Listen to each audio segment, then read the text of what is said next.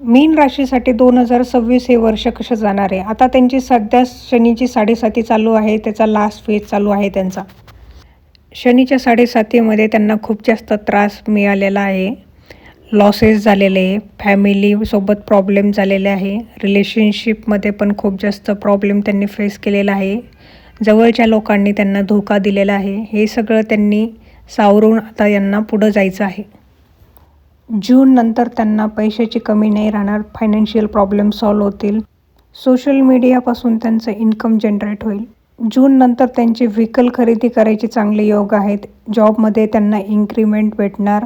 Multiple सोर्सेसमधून त्यांना income generate होणार. Property बाईंगचे पण चांगले योग आहेत. त्यांनी ज्या काही चुका केलेल्या आहेत त्यामध्ये ते खूप काही शिकतील. त्यांना धडा मिळेल चांगलाच.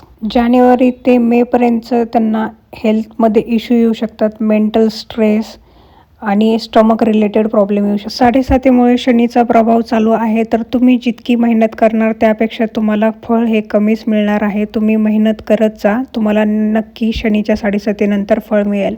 जानेवारी ते मेच्या पिरियडमध्ये तुमच्या फॅमिलीमध्ये शुभ कामामध्ये बाधा असणार आहे. त्यानंतर तुमची शुभ कामं होतील. जानेवारी ते मेच्या पिरियडमध्ये तुम्ही तुमच्या कामावर खूप जास्त फोकस राहणार आहे आणि तुमच्या पार्टनरकडे तुमचं दुर्लक्ष होऊ शकतं. महादेवाची भक्ती करणं आणि शनिदेवाची भक्ती करणं हे तुमच्यासाठी खूप जास्त